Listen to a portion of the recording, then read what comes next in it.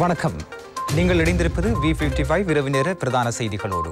பொறுப்புடனும் பொது நலத்துடனும் உங்களோடு இணைந்து கொள்ளும் நான் அப்துல் மஜீத் ஜசீம். முதலில் இன்றைய செய்திகளின் தலைப்புச் செய்திகள்.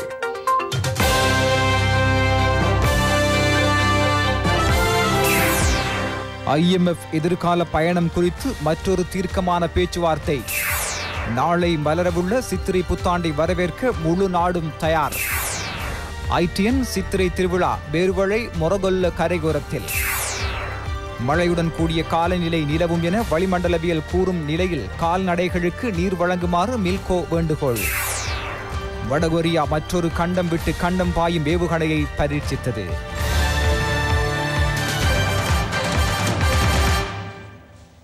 அவை எமது தலைப்புச் செய்திகள். இனி தொடர்ந்தும் விரிவான செய்திகள்.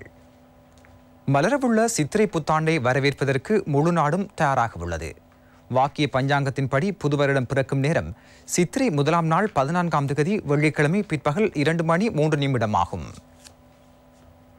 வாக்கிய பஞ்சாங்கத்தின்படி சோபகிருது வருடப்பிறப்பு நாளை சித்திரை 1ஆம் நாள் வெள்ளிக்கிழமை பிற்பகல் 2:03 விசு புண்ணிய காலம் நாளை முற்பகல் 10:03 பிற்பகல் 6:03 வரை ஆகும். பஞ்சாங்கங்களில் குறிப்பிட்ட நேர இடைவெளிக்கு அமைய சிரசில் கொன்றை இலையும் காலில் புன்னை இலையும் வைத்து ஸ்நானம் செய்வது சிறந்தது. வாக்கிய பஞ்சாங்கத்தின்படி வெள்ளை நிறமுற்ற பட்டாடை ஆயினும் வெள்ளை கரை அமைந்த புதிய பட்டாடை அணிய வேண்டும். வாக்கிய பஞ்சாங்கத்தின்படி முத்து வைரம் இழைத்த ஆபரணம் அணிவது புதுவருட ஆபரணமாகும். கைவீசிடம் வாக்கிய பஞ்சாங்கத்தின்படி சித்திரை 2/15ஆம் தேதி சனிக்கிழமை காலை 7:52 முதல் 9 மணி வரையும், சித்திரை 3ஆம் நாள் 16ஆம் தேதி ஞாயிற்றுக்கிழமை காலை 7:43 9:48 வரை ஆகும். வாக்கிய பஞ்சாங்கத்தின்படி சித்திரை 28 மே 11ஆம் தேதி வியாழக்கிழமை முற்பகல் 10:24 முதல் நண்பகல் 12:20 வரை புதுக்கணக்கு ஆரம்பிக்க பொருத்தமாகும். திருக்கணித பஞ்சாங்கத்தின்படி சித்திரை மாதம் 1ஆம் நாள் 14ஆம் தேதி வெள்ளிக்கிழமை பிற்பகல் 2:59 புதுவருடம் பிறக்கின்றது. விசு புண்ணிய காலம் வெள்ளிக்கிழமை முற்பகல் 10:59 இருந்து மாலை 6:59 வரை ஆகும். மருத்து நீர் தேய்த்தல் விசு புண்ணிய காலத்தில் பஞ்சாங்கங்களில் குறிப்பிட்ட நேர இடைவெளியில் சிரசில் கொன்றை இலையும் காலில் புன்னை இலையும் வைத்து ஸ்நானம் செய்க. திருக்கணித பஞ்சாங்கத்தின்படி வெண்ணிற பட்டாடை ஆயினும் அல்லது மஞ்சள் கரை கொண்ட வெண்ணிற ஆடை அணிவது சிறந்ததாகும். திருக்கணித பஞ்சாங்கத்தின்படி வைரம் பதிக்கப்பட்ட ஆபரணம் அணிவது பொருத்தமானது. திருக்கணித பஞ்சாங்கத்தின்படி சனிக்கிழமை காலை 6:45 முதல் 7:30 வரை, சித்திரை 2 சனிக்கிழமை காலை 8 மணியிலிருந்து 8:55 வரையும், சித்திரை 3ஆம் தேதி ஞாயிற்றுக்கிழமை காலை 8 மணி முதல் 9:30 வரையும், பகல் 12:10 முதல் 1:15 வரையும் கைவிசேடத்திற்கு பொருத்தமானதாகும். திருக்கணித பஞ்சாங்கத்தின்படி சித்திரை 13/26ஆம் தேதி புதன்கிழமை காலை 7:32 முதல் 9:05 வரையும், சித்திரை 20ஆம் தேதி புதன்கிழமை காலை 7:30 முதல் 8:40 வரையும், சித்திரை 22 வெள்ளிக்கிழமை காலை 7:15 முதல் 8:28 வரையும் புதுக்கணக்கு ஆரம்பிப்பதற்கு பொருத்தமாகும். ITN சூரிய மங்கல்ய சித்திரை திருவிழா கழுவாமோதர மொரகொல்ல கரையோரத்தில் இன்றும் நாளையும் நடைபெறுகின்றது. இன்றைய தினம் பல்வேறு போட்டிகள் பொதுமக்களின் பங்களிப்புடன் இடம்பெற்றன.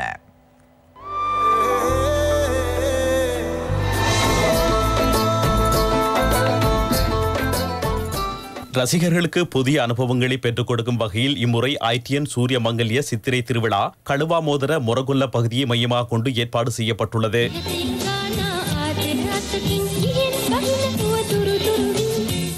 PL நிசாந்த மன்றம், பேர்வளை பிரதேச சபை, பேர்வளை பிரதேச செயலகம் ஆகியவற்றின் அனுசரணையுடன் இம்முறை சித்திரை திருவிழா இடம்பெறுகின்றது.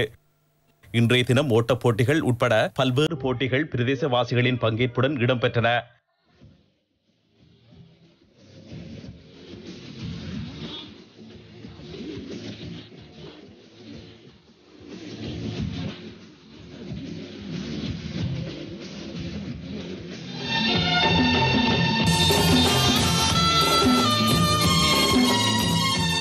நாளைய தினத்திலும் பல்வேறு நிகழ்ச்சிகள் ஏற்பாடு செய்யப்பட்டுள்ளன. ITN ஆனழகன் மற்றும் அழகுராணி ஆகியோரை தேர்ந்தெடுப்பதற்கான போட்டிகளும் இடம்பெறவுள்ளன. புத்தாண்டில் புதிய அனுபவங்களை பெற்றுக் கொள்வதற்காக கழுவாமோதர மொரகொல்ல கரையோரத்திற்கு வருகை தருமாறு சுயாதீன தொலைக்காட்சி அழைப்பு விடுக்கிறது.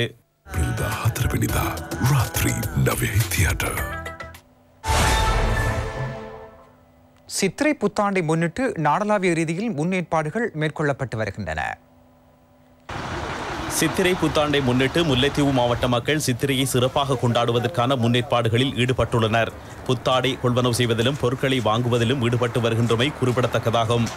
அம்பாறை மாவட்டத்தில் சித்திரை புத்தாண்டை கொண்டாடும் சிங்கள தமிழ் மக்களோடு நோன்பு பெருநாளை கொண்டாடுவதற்கு முஸ்லிம்களும் தயாராகி வருகின்றனர். பொருட்களின் விலைகள் சற்று குறைவடைந்துள்ள நிலையில் பொருட்களை கொள்வனவு செய்வதிலும் ஆடை கொள்வனவிலும் ஈடுபட்டு வருவதை அவதானிக்க முடிகிறது. புத்தாண்டை ஓரளவேனும் மகிழ்ச்சியுடன் கொண்டாடும் இன்முகத்துடன் அதனை வரவேற்க தயாராக இருப்பதை அவதானிக்க முடிகிறது. புது வருடத்தின் பின்னராவது நாட்டில் சுமூக நிலை உருவாக வேண்டும் என்பதே அனைவரது பிரார்த்தனையாக உள்ளது. அதிகளவான நடமாடும் விற்பனை நிலையங்கள் அமைக்கப்பட்டுள்ள நிலையில் வெளியூர் வியாபாரிகளின் வருகையும் அதிகரித்து காணப்படுகின்றது. இதே நேரம் அம்பாறை மாவட்டத்தின் கல்முனை பகுதிக்கு வருகை தரும் பொதுமக்கள் பொருட்கொள்வனவில் ஈடுபடுவதற்காக கல்முனை போக்குவரத்து சபையினர் போக்குவரத்து வசதிகளை செய்து கொடுத்துள்ளனர். மூவின மக்களின் கொண்டாட்ட நிகழ்வுகள் இம்மாதத்தில் வருவதனால் அனைவரும் உற்சாகமாக பொருட்கொள்வனவில் ஈடுபட்டுள்ளதை அவதானிக்க முடிகின்றது. இலங்கை பொருளாதார நெருக்கடியிலிருந்து மீள்வதற்கு ஆசிய அபிவிருத்தி வங்கியின் மற்றொரு நிதி நிவாரணத்தை வழங்குவது தொடர்பாக கவனம் செலுத்தப்பட்டு வருவதாக வெளிநாட்டு ஊடகங்கள் தெரிவிக்கின்றன. இதே நேரம் ஜப்பான், இந்தியா, பிரான்ஸ் ஆகிய நாடுகள் இலங்கையின் கடன் மறுசீரமைப்பு வேலைத்திட்டங்கள் தொடர்பாக நாளை அதிகாலை 4 மணிக்கு விசேட அறிக்கை ஒன்றை வெளியிடவுள்ளது. உலக வங்கி மற்றும் சர்வதேச நாணய நிதியத்தின் ஸ்பிரிங் மீட்டிங்ஸ் வருடாந்த கூட்டத்தில் கலந்து கொண்ட போது ஜப்பான், இந்தியா, பிரான்ஸ் ஆகிய நாடுகள் இக்கருத்தை வெளியிடவுள்ளது. இதுகுறித்து ராஜாங்க அமைச்சர் ரஞ்சித் சியம்பலா பிட்டிய கருத்து வெளியிட்டார். சர்வதேச நாணய நிதியம் என்ற வகையில் அதனுடன் இணக்கப்பாட்டை எட்டியதன் பின்னர் பொருளாதார ரீதியில் முக்கியத்துவம் வாய்ந்த விடயம் நாடு என்ற வகையில் கடன் மறுசீரமைப்பாகும். வாஷிங்டனில் சர்வதேச நாணய நிதியம், உலக வங்கி ஆகியவற்றுடன் இணைந்து நடத்தும் விசேட மாநாட்டில் எமது நாட்டிலிருந்து ராஜாங்க அமைச்சர் ஷெஹான் சேமசிங்க கலந்து கொள்கிறார். அத்தோடு நிதியமைச்சின் செயலாளர், திரேசேரியின் செயலாளர் ஆகியோர் கலந்து கொள்கின்றனர். எமது முக்கிய கடன் வழங்குவரான இந்தியா, ஜப்பான், பிரான்ஸ் ஆகிய நாடுகள் விசேட கூற்றொன்றை வெளியிட உள்ளன. எமது கடன் மறுசீரமைப்பு தொடர்பான வேலைத்திட்டம் அறிவிக்கப்பட உள்ளது. ஜனாதிபதி ரணில் விக்ரமசிங்க ஜூம் தொழில்நுட்பத்தினூடாக இதில் இணைய உள்ளார். அத்தோடு இந்திய அமைச்சர், ஜப்பான் நிதி அமைச்சர், பிரான்ஸ் திரேசேரியின் பணிப்பாளர் நாயகம் ஆகியோர் இணைய உள்ளனர். இந்த பேச்சுவார்த்தையில் ராஜாங்க அமைச்சர் ஷெஹான் சேமசிங்கவும் கலந்து கொள்ள உள்ளார். இலங்கை நேரப்படி நாளை அதிகாலை 4:05க்கு இந்த பேச்சுவார்த்தை இடம்பெறும். இந்த 3 நாடுகளும் எமது கடன் மறுசீரமைப்பு தொடர்பாக பேச்சுவார்த்தையில் ஈடுபட உள்ளன. அந்த நாடுகள் எமது கடன் மறுசீரமைப்பு தொடர்பாக இவ்வாறான நிலைப்பாட்டில் இருக்கும் என்பது குறித்து அறிவிக்க உள்ளன. உத்தேச பயங்கரவாத எதிர்ப்பு சட்டமூலம் தொடர்பாக நியாயமான சமூகத்திற்கான தேசிய இயக்கத்தின் நிலைப்பாடும் அது தொடர்பான யோசனைகளும் நீதி அமைச்சரிடம் கையளிக்கப்பட்டது. இதுவரை சட்டமூலமாக வெளியிடப்பட்டுள்ள பயங்கரவாத எதிர்ப்பு சட்டமூலம் தொடர்பாக நியாயமான சமூகத்திற்கான தேசிய இயக்கத்தின் யோசனைகள் அமைச்சர் விஜயதாச ராஜபக்சவிடம் எழுத்து மூலம் சமர்ப்பிக்கப்பட்டுள்ளது. அவ்வமைப்பின் பிரதிநிதிகள் சிவில் அமைப்புகளை பிரதிநிதித்துவப்படுத்திய குழுவொன்று அமைச்சரை சந்தித்து கலந்துரையாடிய போது இவ்விடயங்கள் தெளிவுபடுத்தப்பட்டன.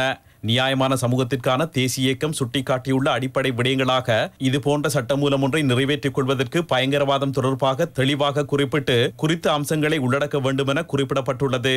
அத்துடன் அரசியல் அமைப்பில் விதிக்கப்பட்டுள்ள அடிப்படை உரிமைகள் இதனூடாக வரையறுக்கப்படக்கூடாதென்றும் குறிப்பிடப்பட்டுள்ளது. அத்துடன் பயங்கரவாத எதிர்ப்பு செயற்பாடுகள் தொடர்பாக குற்றச்சாட்டு ஒன்று குறித்து வழங்கப்படும் தடுத்து வைத்தல் தொடர்பான நீதிமன்றத்திற்கான பொறுப்புகள் முழு அளவில் உறுதிப்படுத்தப்படுவது அவசியம் என்றும் அதில் சுட்டிக்காட்டப்பட்டுள்ளது. அத்தோடு பயங்கரவாத எதிர்ப்பு சட்டமூலத்தில் எக்ஸ் பிரிவினூடாக பொதுமக்களின் பாதுகாப்பு கட்டளை சட்டத்தின் அம்சங்களின் கீழ் தயாரிக்கப்பட்டுள்ள அவசர சட்ட விதிகள் ஊடாக மாத்திரம் தற்போது மேற்கொள்ளக்கூடிய அமைப்புகளை தடை செய்வது, இடங்களை தடை செய்வது போன்ற விடயங்கள் நிறைவேற்று துறையினரால் மேற்கொள்ள முடியும். அப்பகுதியை நீக்கி அவசரகால சட்டத்தின் கீழ் அச்செயற்பாடுகளை பாராளுமன்றத்தின் கட்டுப்பாட்டின் கீழ் கொண்டு வருமாறு நியாயமான சமூகத்திற்கான தேசிய இயக்கம் வேண்டுகோள் விடுத்துள்ளது. 3 ஆண்டுகளுக்கு பின்னர் சித்திரை புத்தாண்டை வெகு விமரிசையாக கொண்டாட மக்கள் தயாராகி வருகின்றனர். ஜனாதிபதி ரணில் விக்ரமசிங்கவின் தலைமைத்துவத்தின் கீழ் முன்னெடுக்கப்பட்ட வேலை திட்டங்களே இதற்கான காரணம் என பாராளுமன்ற உறுப்பினர் வஜிர அபேவர்தன தெரிவித்துள்ளார். ஐக்கிய தேசிய கட்சியின் தவிசாளர் இன்று இடம்பெற்ற வைபவம் ஒன்றின் போது இதனை தெரிவித்தார்.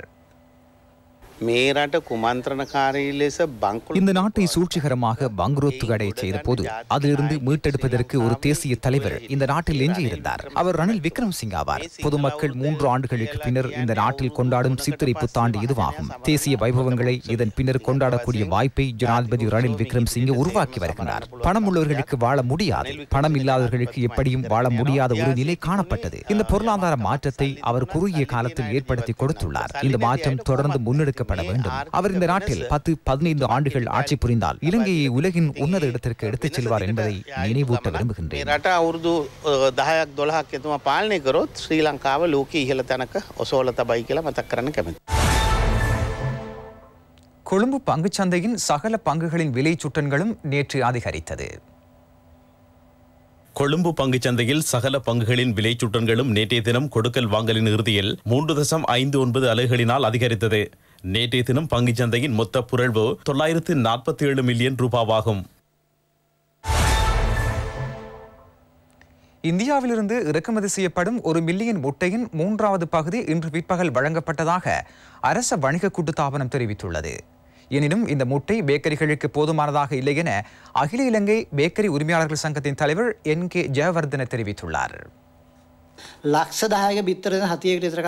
10 லட்சம் முட்டைகள் இலங்கைக்கு ஒரு வாரத்திற்கு முன்னர் கிடைத்து துறைமுகத்தில் இருந்தும் வெளியாகி முத்துராஜ விலையில் களஞ்சியப்படுத்தப்பட்டுள்ள முட்டை நேற்றைய தினமாவது எமக்கு கிடைக்கும் என எதிர்பார்த்தோம். இதுவரை அது எமக்கு கிடைக்கவில்லை. இது நியாயமற்ற விடயமாகும். அந்த 10 லட்சம் முட்டைகளாவது எமக்கு கிடைத்திருந்தால் பொதுமக்கள் நன்மை அடைந்திருப்பார்கள். 75 லட்சம் முட்டைகள் தேவைப்படும் நாட்டில் 20 லட்சம் முட்டைகளை விநியோகிப்பதில் பயனில்லை. இதன் ஊடாக எவ்வாறு விலையை குறைப்பது? இலங்கையில் 6000 பேக்கரிகள் உள்ளன. 50 பேக்கரிகளுக்கு கூட இந்த முட்டைகள் கிடைப்பதில்லை. அந்த 50க்கும் தமது தேவையில் 10% கூட பூர்த்தி செய்ய முடியவில்லை.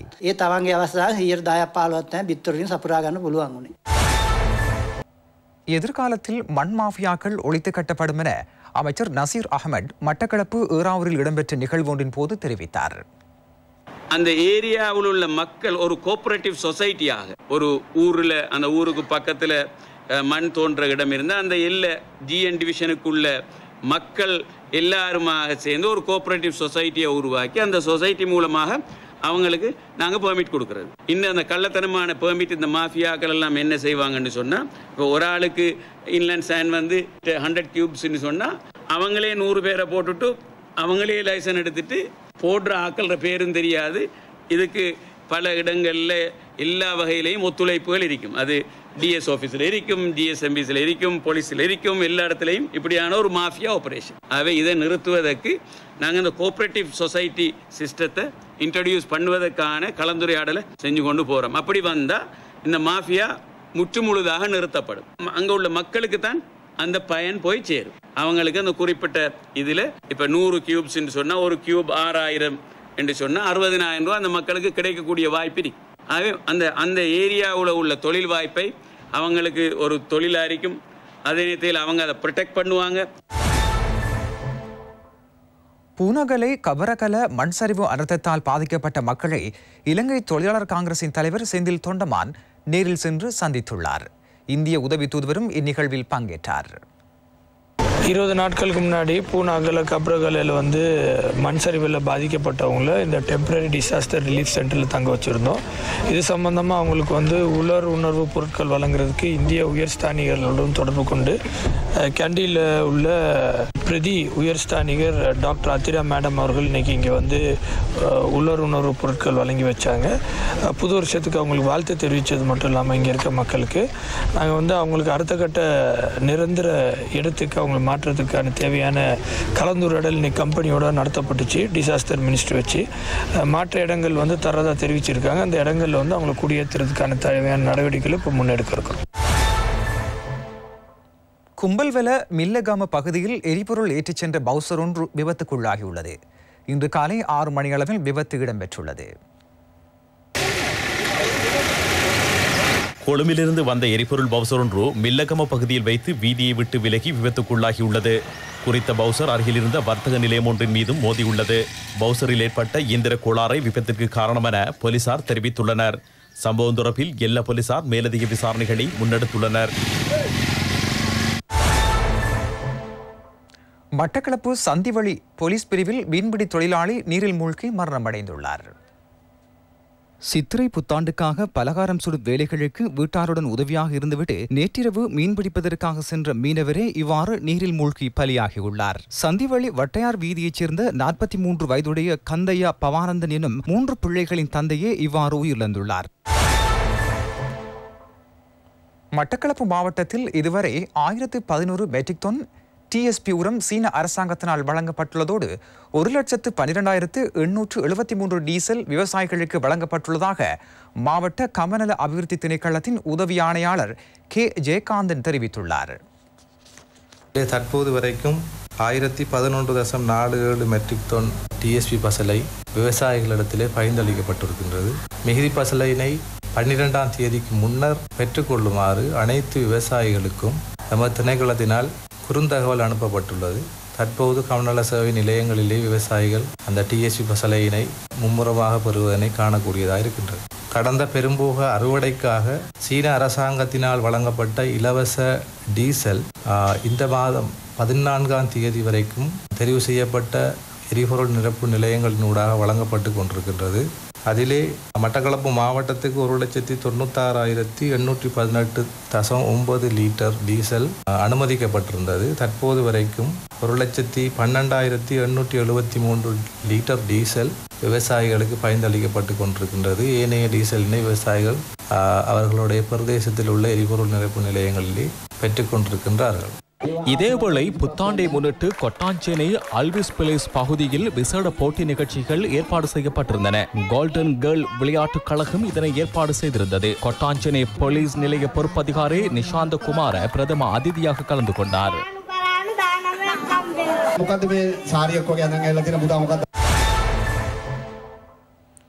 சர்வதேச குத்தூஸ் தின நிகழ்வுகள் கொழும்பில் இடம்பெற்றன.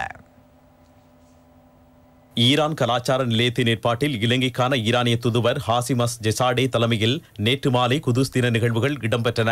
ஒடுக்கப்பட்ட பலஸ்தீன மக்களுக்காக ஒன்றிணைந்த ஆதரவை வழங்கும் வகையில் இத்தினம் வருடாந்தம் நடத்தப்படுகிறது. கொழும்பு லக்ஷ்மன் கதிர்காமர் நிலையத்தில் இடம்பெற்ற நிகழ்வில் விஜித் முரகஸ் பெவத்தேரர், பாராளுமன்ற உறுப்பினர் விஜித் ஹேரத், முன்னாள் பாராளுமன்ற உறுப்பினர் முஜிபுர் ரஹ்மான், முன்னாள் மேல்மாகாண ஆளுநர் அசாத் சாலி, சிரேஷ்ட ஊடகவியலாளர் லக்ஷ்மன் குணசேகர, சட்டத்தரணி UL அப்துல் மர்சூக் ஆகியோர் உரை நிகழ்த்தினர். ஈரான் தூதரக அதிகாரிகள், ஊழியர்கள், பொதுமக்கள் என பலரும் கலந்து கொண்டனர். குதுஸ் தினம் குறித்த காணொளியும் காண்பிக்கப்பட்டது. வற்றாப்பளை கண்ணகி அம்மன் ஆலயத்தின் வருடாந்த பங்குனி மஞ்ச திருவிழா வெகு சிறப்பாக இடம்பெற்றது. வரலாற்று சிறப்புமிக்க கண்ணகி அம்மன் ஆலய வருடாந்த பங்குனி கடைசி திங்கள் மஞ்சள் தேர் திருவிழா சிவஸ்ரீ கந்தராசா குருக்கள் தலைமையில் இடம்பெற்றது. அம்பிகை மஞ்சள் தேர் சக்கரத்தில் அடியார்களுக்கு அருள்பாலித்த வண்ணம் அடியார்களினால் இழுத்து வரப்பட்டு ஆலயத்திற்கு முன்பாக வந்ததும் அர்ச்சனைகள் இடம்பெற்றதுடன் பெருந்திரளான அடியார்கள் பங்கேற்று வழிபாடுகளிலும் ஈடுபட்டனர். எல்லோரும் ஒன்று கூடியிருக்க தாயாரங்களை அழைத்திருக்கின்ற அந்த கைங்கரிய நாளிலே நாட்டின் பல பகுதிகளில் இரவு நேரத்தில் மழை அல்லது இடியுடன் கூடிய மழை பெய்யலாம் என வளிமண்டலவியல் திணைக்களம் அறிவித்துள்ளது. சப்ரகமுவ மற்றும் மேல் மாகாணங்களின் சில இடங்களிலும், அத்துடன் கண்டி, நுவரெலியா, காலி மற்றும் மாத்தறை மாவட்டங்களின் சில இடங்களிலும் பிற்பகல் அல்லது இரவு வேளைகளில் மழை அல்லது இடியுடன் கூடிய மழை பெய்யக்கூடிய வாய்ப்பு காணப்படுகின்றது. பலத்த காற்று மின்னல் தாக்கங்களும் ஏற்படக்கூடிய சந்தர்ப்பங்களில் பொதுமக்கள் அவதானத்துடன் செயற்படுமாறு கேட்டுக்கொள்ளப்படுகின்றனர். சூரியனின் வடக்கு நோக்கிய நகர்வின் காரணமாக இன்று மதியம் சுமார் 12-11 மணியளவில் மன்னார், பெரியமடு, புளியங்குளம் மற்றும் கொக்கிலாய் போன்ற இடங்களுக்கு மேலாக சூரியன் உச்சம் கொடுக்கின்றது. கடல் பிராந்தியங்களை பொறுத்தவரையில் புத்தளம் தொடக்கம் கொழும்பு, காலி ஊடாக மாத்தறை வரையான கரையோரத்துக்கு அப்பாலுள்ள கடல் பிராந்தியங்களின் சில இடங்களில் இரவு வேளையில் மழை அல்லது இடியுடன் கூடிய மழை பெய்யக்கூடிய சாத்தியம் காணப்படுகின்றது. கடல் பிராந்தியங்களில் மணித்தியாலத்துக்கு 20 முதல் 30 கிலோமீட்டர் வேகத்தில் கிழக்கு திசையில் இருந்து தென்கிழக்கு திசையை நோக்கி அல்லது மாறுபட்ட திசைகளில் இருந்து காற்று வீசும். நாட்டை சூழவுள்ள கடல் பிராந்தியங்கள் மிதமான அலையுடன் காணப்படும். ஆனால் இடியுடன் கூடிய மழை பெய்கின்ற சந்தர்ப்பங்களில் பலத்த காற்று வீசுவதுடன் அவ்வேளைகளில் கடல் பிராந்தியங்கள் தற்காலிகமாக மிகவும் கொந்தளிப்பான நிலையில் காணப்படும். பசுமாடுகளை பராமரிப்பது தொடர்பான அறிக்கை ஒன்றை வெளியிட்டுள்ளது. இதன் அடிப்படையில் இன்றும் நாளையும் கடும் வெப்பநிலை காணப்படுவதால் கால்நடைகளை நிழல் உள்ள இடங்களில் வைக்குமாறு கேட்டுள்ளது. இயன்றளவு நீரை அறந்து கொடுக்குமாறும் மில்கோ நிறுவனத்தின் தலைவர் ரேணுக பெரேரா கால்நடை வளர்ப்போரிடம் கேட்டுக் கொண்டுள்ளார். சித்திரை புத்தாண்டை முன்னிட்டு பாடசாலை மாணவர்களுக்கு இடையே நட்புறவு மற்றும் பரஸ்பரத்தை ஏற்படுத்தும் வகையில் இலங்கை இராணுவத்தின் 233வது படைப்பிரிவின் ஏற்பாட்டில் battle of the eastern sunrise 20 over மென்பந்து கிரிக்கெட் சுற்றுப் போட்டி மட்டக்களப்பு வாகரை பொது விளையாட்டு மைதானத்தில் இடம்பெற்றது. மட்டக்களப்பு கல்குடா வலய கல்வி அலுவலகத்திற்கு உட்பட்ட மாணவர்களுக்கு இடையே நல்லுறவை கட்டியெழுப்பும் வகையில் battle of the eastern sunrise 2023 மென்பந்து கிரிக்கெட் சுற்றுப் போட்டி வாகரை 233வது படைப்பிரிவின் கட்டளை தளபதி பிரிகேடியர் வசந்த கேஹவாகே தலைமையில் இடம்பெற்றது. இதில் வாகரை மகா வித்தியாலயமும் கதிரவழி விக்னேஸ்வரா வித்தியாலயமும் கலந்து கொண்டன. முதலில் துடுப்படுத்தாடிய வாகரை மகா வித்தியாலய அணி 11 ஓவர்களில் 53 ஓட்டங்களை பெற்று சகல விக்கெட்டுகளையும் இழந்தது. பதிலுக்கு துடுப்படுத்தாடிய கதிரவழி விக்னேஸ்வரா மகா வித்தியாலய அணி 15 ஓவர்களில் 5 விக்கெட்டுகளை இழந்து 54 ஓட்டங்களை பெற்று வெற்றியை தனதாக்கியது.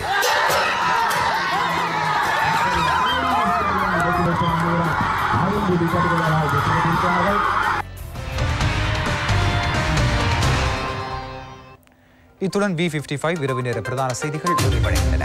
மீண்டும் எமது அடுத்த பிரதான செய்திகளில் நாளை மதியம் 12:55 எதிர்பாருங்கள். வணக்கம்.